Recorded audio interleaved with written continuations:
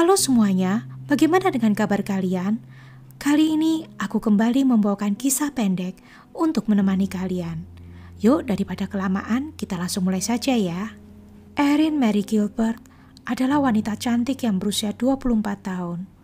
Wanita yang memiliki masa depan cerah ini baru pindah ke Anchorage, Alaska dari San Francisco di California. Setelah setahun tinggal di Alaska, Erin dengan cepat beradaptasi. Dia mulai berteman dengan banyak orang di kota itu. Namun tidak ada seorang pun yang bakal percaya, baik Erin maupun keluarganya, kalau dia bakal menjadi viral karena dia menghilang secara misterius. Sebelum dia menghilang, Erin sempat mendaftar di sekolah kecantikan dan sudah tidak sabar untuk memulai sekolahnya. Selama tinggal di Alaska, Erin bekerja part-time sebagai penjaga anak. Dengan tinggi hampir 182 cm, Erin sangat menyukai permainan bola basket. Teman-temannya mengenalnya sebagai wanita yang penuh tanggung jawab dan baik hati. Erin ini sangat suka mengerai rambutnya dan dia juga suka berdandan. Dia juga suka mengunjungi beberapa bar yang ada di kotanya. Nah, pada tanggal 30 Juni 1995, Erin sedang minum di sebuah bar ketika dia bertemu dengan seorang pria yang bernama David Com. Mereka berdua langsung saling tertarik satu sama lain, dan mereka berencana untuk pergi kencan keesokan harinya. Lalu pada tanggal 1 Juli 1995, Erin terlihat begitu bersemangat menyiapkan acara kencannya. Pada saat itu, Erin menumpang tinggal di rumah kakak perempuannya yang sudah menikah. David akhirnya tiba di rumah kakaknya Erin untuk menjemput Erin. Pada saat hendak berangkat, salah satu keponakannya berkata, "Tante Erin, jangan lupa bawa handphonemu." Namun, Erin malah meninggalkan HP-nya di rumah. Setelah itu Erin masuk ke mobil David dan mereka pun melaju pergi. Mereka berangkat menuju pasar Girdwood Forest di Girdwood, Alaska. Mereka berjalan-jalan di sana, melihat kios-kios yang berjualan souvenir sambil menikmati pemandangan alam hutan di sekitar mereka. Erin dan David juga terlihat menikmati kencan mereka di beer garden yang terdapat di pasar tersebut. Dan mereka meninggalkan pasar itu sekitar jam 6 sore dan kembali ke mobil mereka. Namun ya guys, ketika mobil dicoba untuk dinyalakan, mereka menemukan kalau mobil mereka kehabisan bensin. David lalu memberitahu Erin kalau dia harus berjalan ke rumah temannya di dekat parkiran mereka untuk meminta pertolongan. Dan David berjanji akan segera kembali. 2 jam telah berlalu dan David masih berjalan kaki, naik dan turun bukit untuk mencari rumah temannya.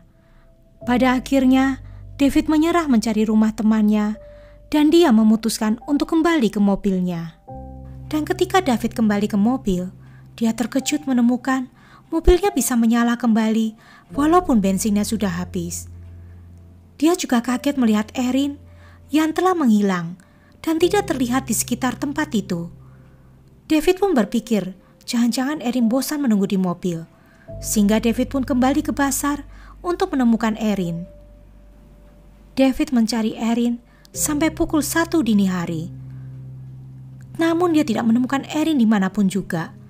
Akhirnya dia memutuskan untuk berhenti dan langsung pulang ke rumahnya. Keesokan harinya, David menelpon kakak perempuan Erin yang bernama Stephanie untuk menanyakan apakah Erin sudah pulang ke rumah.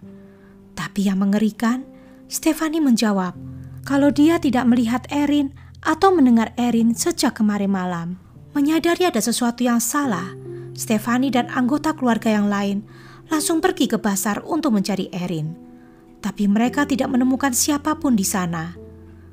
Akhirnya mereka menelpon polisi Alaska untuk menuju ke pasar dan meminta bantuan untuk mencari Erin. Pencarian besar-besaran pun mulai dilakukan. Para polisi mengerahkan anjing pelacak, helikopter, dan juga meminta bantuan para sukarelawan untuk menyisiri hutan yang terletak di sekitar pasar tersebut. Tapi mereka tidak menemukan Erin dimanapun juga. Stephanie memberitahu para polisi kalau Erin sebelumnya tidak pernah berbuat seperti ini.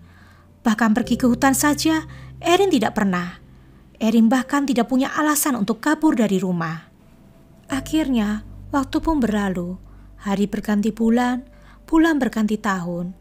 Walaupun sudah dicari ke sekeliling Alaska oleh polisi, Erin Gilbert tidak pernah diketemukan. David Combe, pria yang bersama Erin pada saat ia menghilang, tidak dicurigai oleh polisi dan tidak menjadi tersangka dalam kasus hilangnya Erin. Tapi keluarga Erin percaya bahwa David Combe bukanlah pria baik-baik. Poster-poster tentang hilangnya Erin disebar kemana-mana. Dia digambarkan sebagai wanita kulit putih dengan rambut berwarna coklat pendek dan memiliki mata berwarna coklat. Erin juga mempunyai tato bergambar bunga di bagian dadanya. Pada tahun 2017, seorang letnan polisi yang bernama Randy McPherson berkomentar di depan umum tentang kasus ini. Dia berkata, "Kami tidak tahu pasti apa yang terjadi. Apakah ada permainan di balik kasus ini? Kami tidak tahu apa-apa. Kami tidak memiliki saksi. Kami tidak memiliki sisa-sisa manusia. Kami tidak memiliki TKP, kami tidak memiliki apa-apa. Jadi ini akan sangat sulit. Tapi saya yakin pasti ada seseorang yang mengetahui sesuatu di luar sana." Well guys, saat itu hadiah sebesar 35.000 US dollar ditawarkan oleh keluarga Gilbert untuk siapapun yang mengetahui informasi tentang di manakah Erin berada. Saat itu, David Combe menolak untuk berbicara kepada pers dan media.